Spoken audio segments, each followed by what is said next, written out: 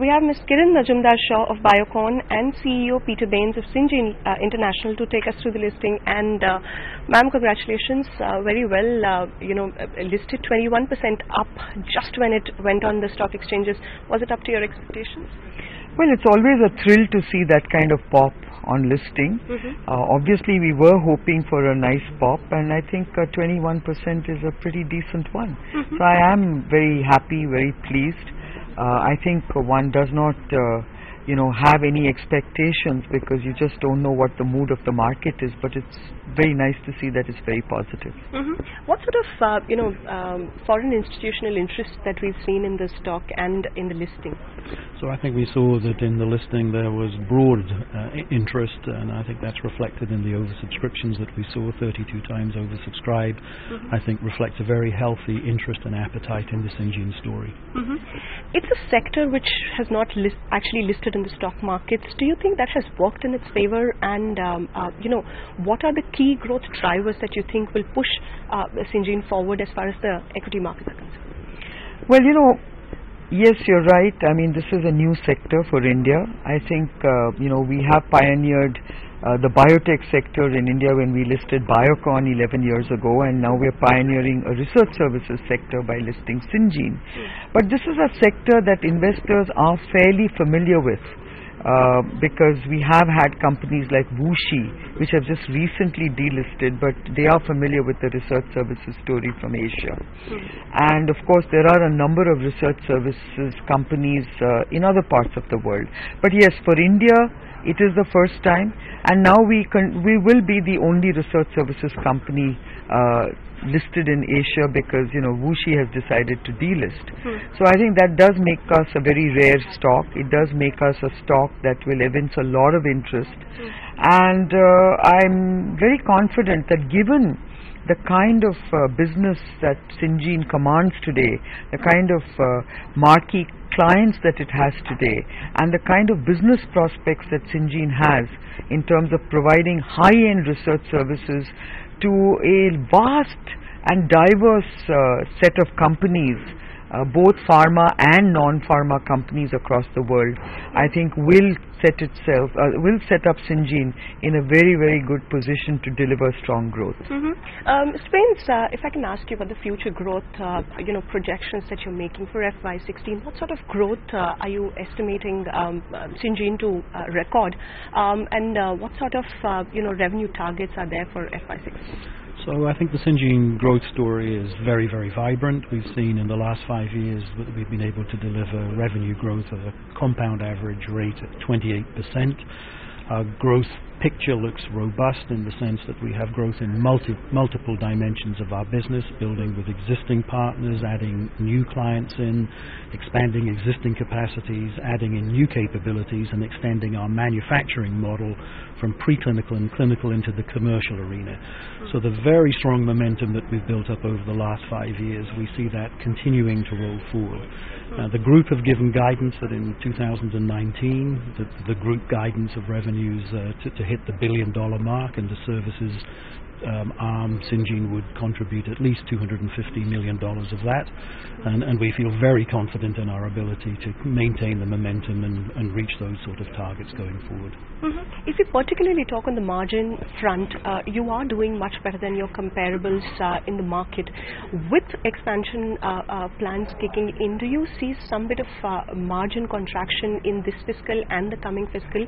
How does it pan out for you? No, well, again, I think the last 5 years to tell a good story. Our margins have been very well controlled at the EBITDA level at 31 to 34%, and we see that sort of a range also being extrapolated in our growth picture going forward.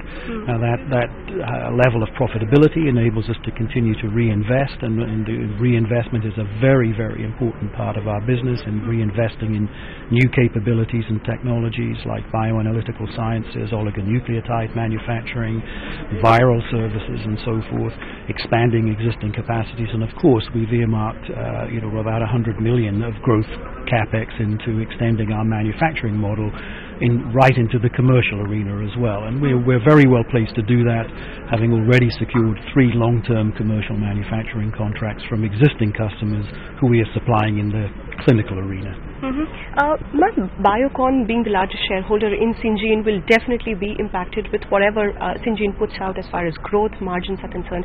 What sort of an impact in FY16 you think Syngene will have on the numbers of Biocon?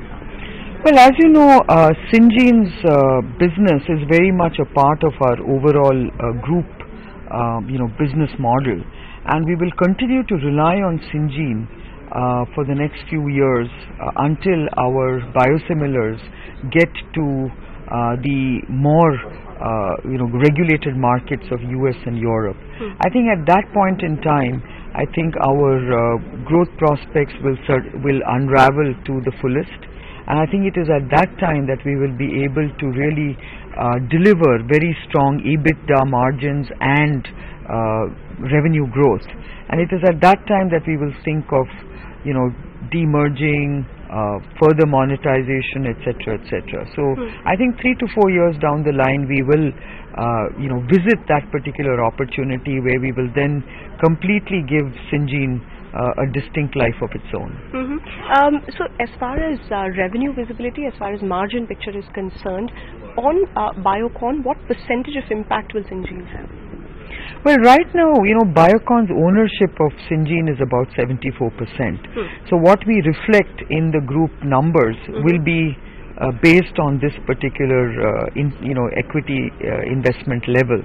So, strictly speaking, our numbers will reflect 74% of Syngene's top line and 74% of Syngene's profits and margins. So I think from that point of view, we will be dependent on Syngene for a few years yet.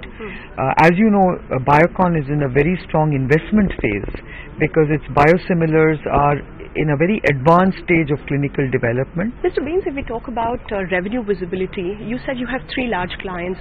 Beyond those 3 large clients, what is the kind of revenue visibility you have for FY16 and going forward?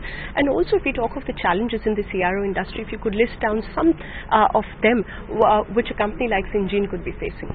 Sure. So I think in terms of revenue visibility within Syngene's model, we're getting increasing revenue visibility as we build forward. We have 3 very large clients, as you've mentioned, but they are long-term contracts, so we have long-term visibility there. We have a much larger number of clients these aren't necessarily small business. These can be small and mid-sized, and some of them are also very large business, and the renewal rates there are very, very high. They're in the order of 80 to 90%. So we have good visibility there. And even in our fee-for-service sector, we have high renewal rates. So visibility of our revenue going forward on a 1-year basis is actually quite high. Of course, it diminishes in 2 years and 3 years, but it's become pretty robust in terms of visibility. Ma'am, if we talk of the funds that you have raised through this IPO, how would that be used at Biocon? And secondly, what sort of an impact will Syngene's performance have on Biocon? So, as I've explained in the past, the proceeds of this IPO will certainly be utilized by Biocon to fund its needs in R&D and CapEx that pertain to our biosimilar programs, because these are expensive programs and we need to build the scale in terms of capacity to address some of the very large opportunities that we are looking at once these programs get to the US and European markets. Now, in terms of impact of Syngene's numbers on Biocon's revenues and profits, obviously in the near term we would be very reliant on Syngene to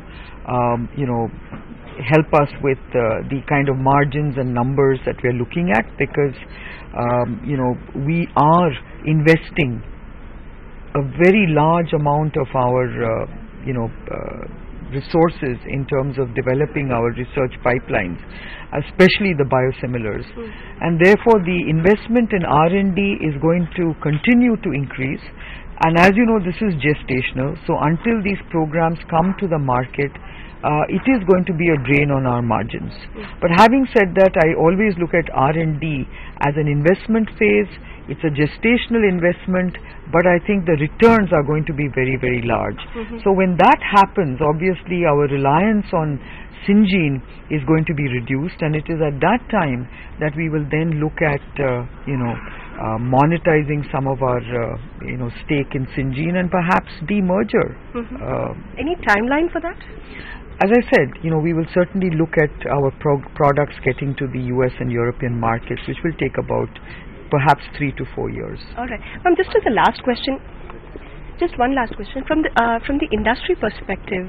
Recently we've had EU banning about 700 drugs that were tested at one of the CROs in India, and consequent to that, the Indian government has actually stopped any trade talks with the EU. Wanted to take your comments. You've been in that industry. The CRO industry had been growing very well in India. How do you view this development, and do you think the stoppage of trade talks with EU is on the right frame? See, first and foremost, I think we are in an industry that needs a very, very high compliance culture.